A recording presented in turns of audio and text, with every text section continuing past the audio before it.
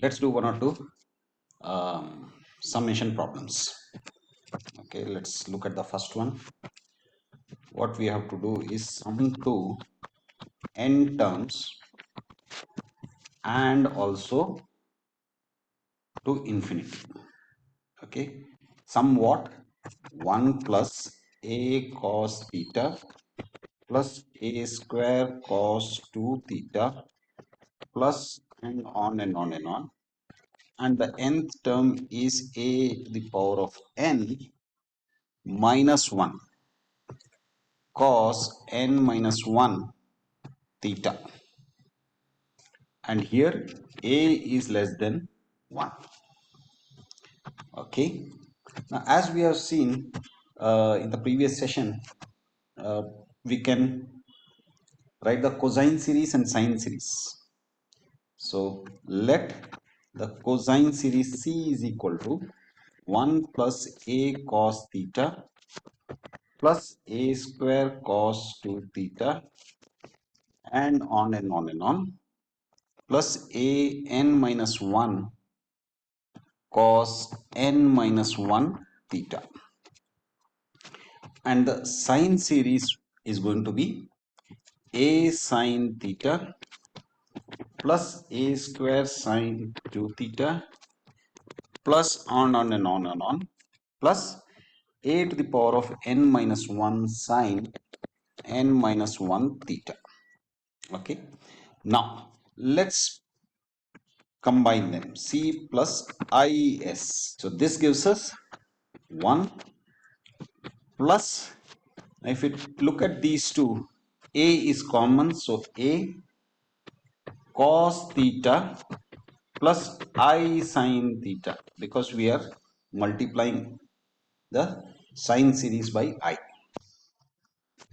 Okay, plus again, if you look at this and look at this, a square is common, so cos theta plus not theta cos 2 theta plus I sine 2 theta plus on and on plus a to the power of n minus 1 is going to be common, and this would be cos n minus 1 theta plus I sine n minus 1 theta. Okay, now this can be written as, let's write a1 first, 1 plus a, and this can be written as e to the power of I theta plus a square e to the power of 2I theta plus, and we can follow the same pattern and write the next term as well,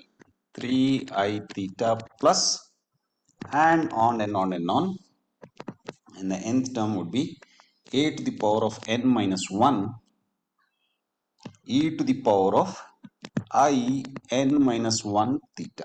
Okay, now if you notice, this is going to be a GP, a geometric progression with common ratio as AEI theta. So C plus IS, we can sum it up now.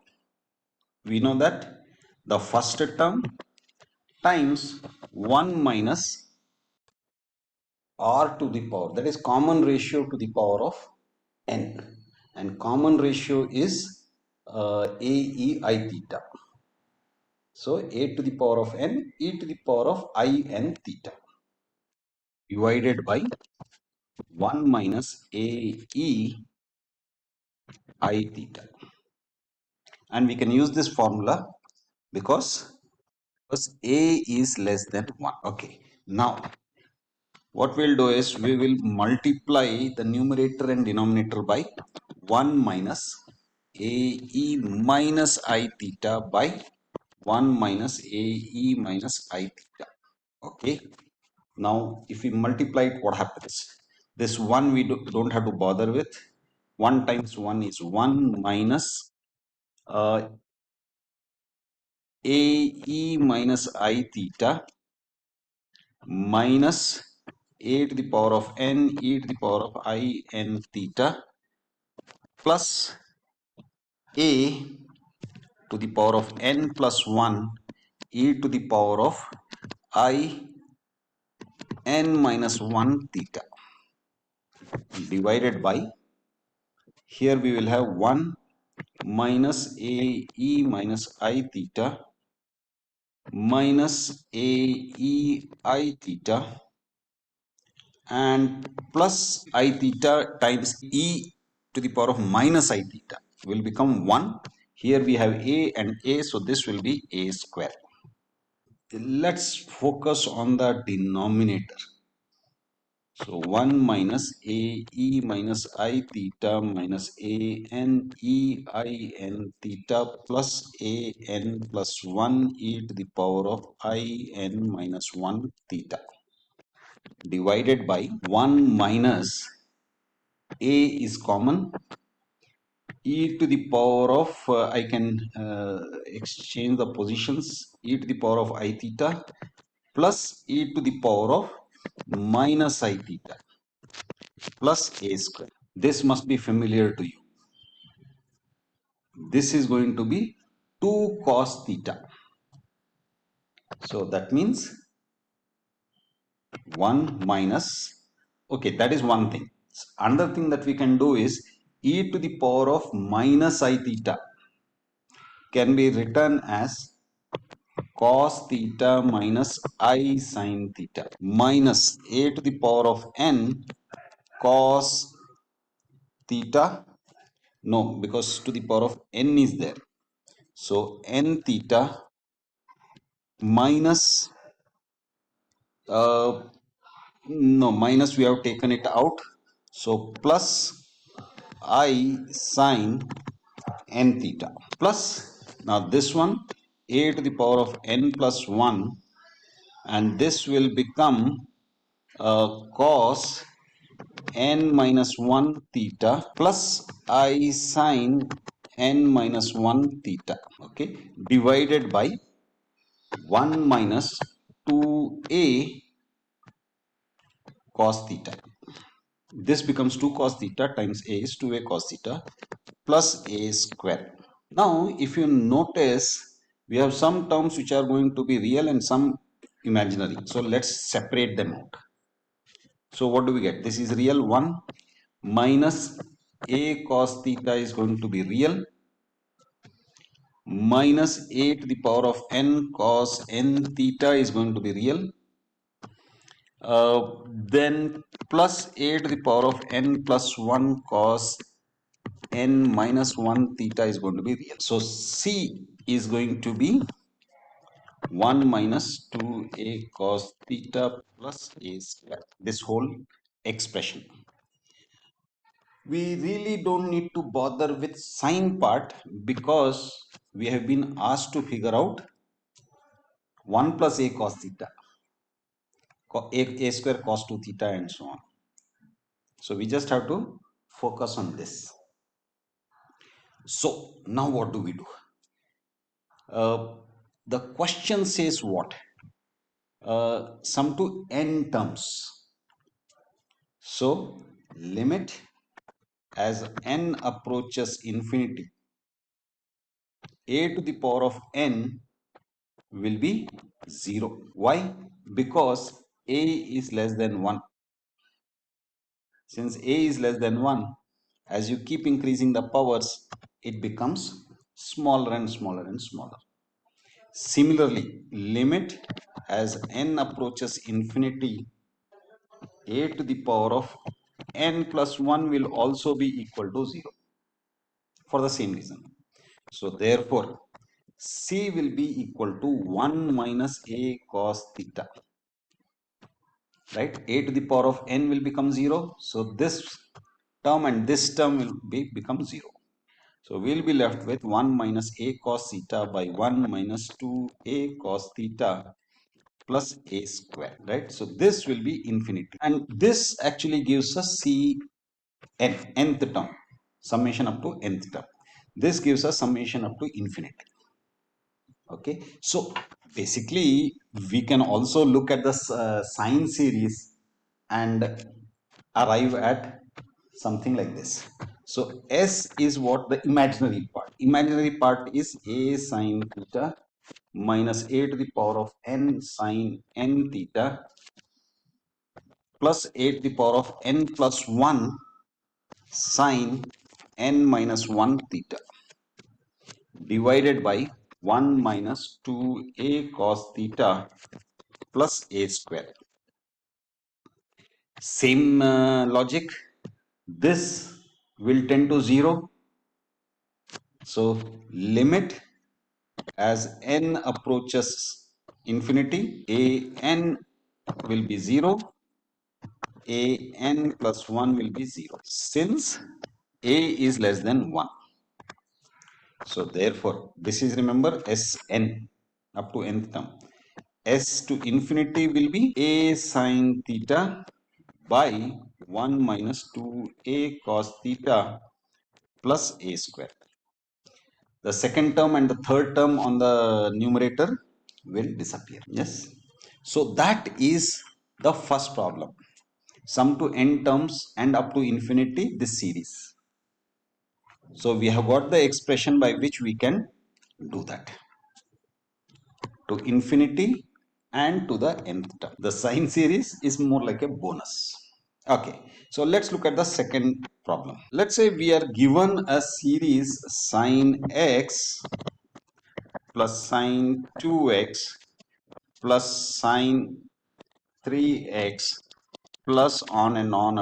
And what we have to do is prove that limit as n approaches infinity sine x plus sine 2x plus sine 3x and on and on and on divided by n is equal to 1 by 2 cot x by 2.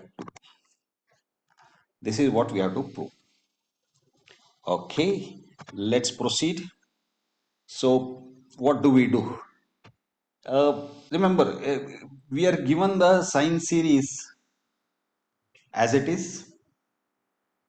So we can directly apply sine series formula. So sine series would be equal to sine of x plus nx, first term, first angle and the last angle, by 2 sine nx by 2 by sine x by 2.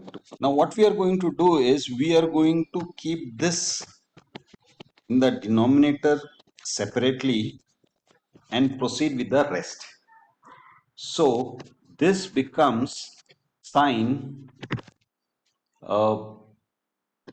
n plus 1 x by 2, right?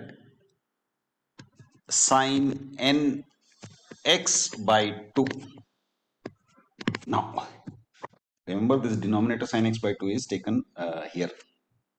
Now sine of a times sine of b will give us what? We require 2 sine of a sine of b. Then we have an identity. So let's do one thing. Let's say 2 by 2. So this denominator 2 we take it out.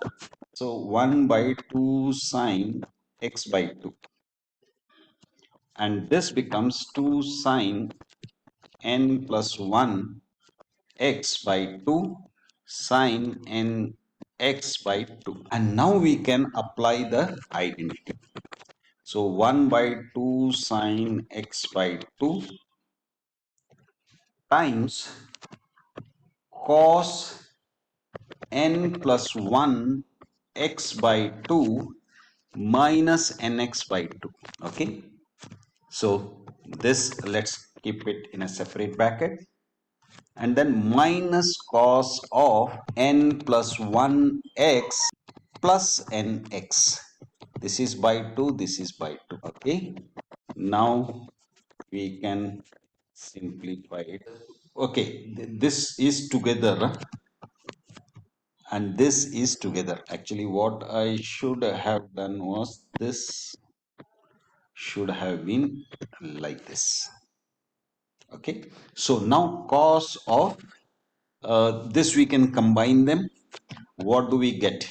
We get nx plus x minus nx by minus cos nx plus x plus nx by 2. We get 1 by 2 sine x by 2 times cos, we get 2, no, nx gets cancelled and we are left with x by 2 minus cos of 2n plus 1 by 2x. We have got cos x minus cos 2x, 2n plus 1, cos x by 2 minus cos 2n plus 1 by 2x. Now, what were we trying to achieve? We were trying to get this sine x plus sine 2x plus sine 3x kind of thing series. Okay, so we have got this. Now we have to evaluate this. So what we'll do is we will put n equal to 1, 2, 3 and so on to n. What do we get? We get S1 plus S2 plus S3 plus and so on Sn is equal to 1 by 2 sine x by 2. Remember, this is going to be common for all of these, for all the terms, because this is going to change, right? So here n will take values of 1, 2, 3, 4, but for both these two terms this is going to be common, so we retain it as common outside. Now this is going to repeat n times, so which means what? We will have n cos x by 2 minus cos of, now we have to put the values. So n will be 1, so 2 plus 1 3, so 3 by 2 x plus cos 2 2 is 4 plus 1 5, 5x by 2 and so on till we reach cos 2n plus 1 by 2x, right? Remember, this is common to both, so this we are keeping it as it is. This will keep repeating for various values of n, so we will end up with n times cos x by 2. So we are saying n cos x by 2. Here the value will keep changing and we are putting it like so. This becomes 1 by 2 sine x by 2 n cos x by 2 minus. Now here what do we do? Again we have a series, right? But this time we have a cosine series. And we know the formula for cosine series, right? So what is that? In the previous session we have looked at this. So we write it as cos of 3 by 2x plus 2n plus 1 by 2x divided by 2 times sine of nx by 2 divided by sine of x by 2. This is just the application of the formula which we derived in the previous session to this cosine series. Okay, so now 1 by 2 sine x by 2, this gives us n cos x by 2 minus cos, let's add up this. What do we get? We get 3x plus 2nx plus x by 2 sine nx by 2 by sine x by 2. Now here we can convert this into 3x plus x is 4x.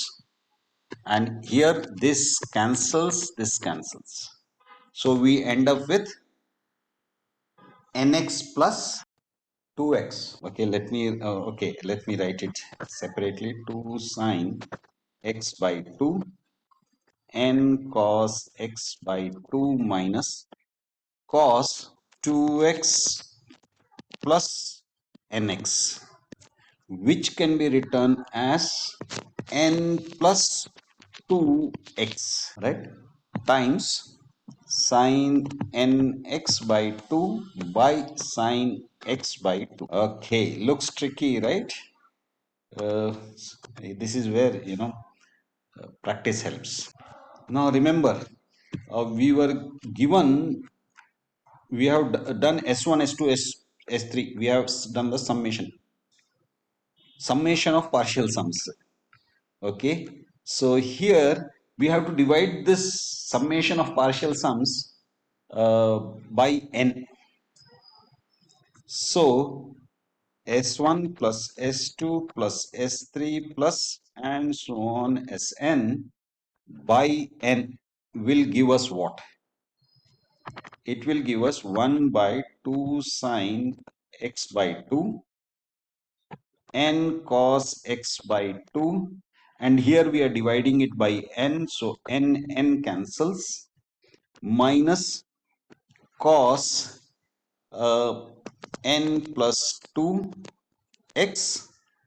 Here also we have to divide it by n, so 1 by n times sine nx by 2 by sine x by 2 times 2 sine x by 2. So I am distributing 1 by 2 sine x by 2 to both the terms.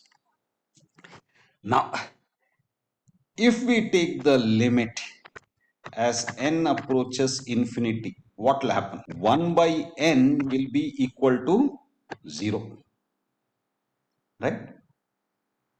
That means what? So 1 by n will be equal to 0. That means this will become 0. That means this whole thing will become 0. So therefore we are left with S1 plus S2 plus S3 plus on and on and on to Sn by n. And here we are talking of limit as n approaches infinity will be equal to limit as n approaches infinity of 1 by 2 sine x by 2 cos x by 2.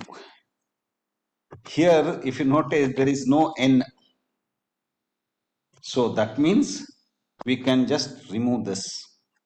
So we are left with 1 by 2 cos x by 2 by sin x by 2. That is cot x by 2. I think that is what we had to prove. Half of cot x by, yes. So that is the application of C plus method. So basically you have the cosine series, you add the sine series by multiplying the sine series with I first, and then depending on your requirement you either take the real part or you take the imaginary part. Yes, so that's it.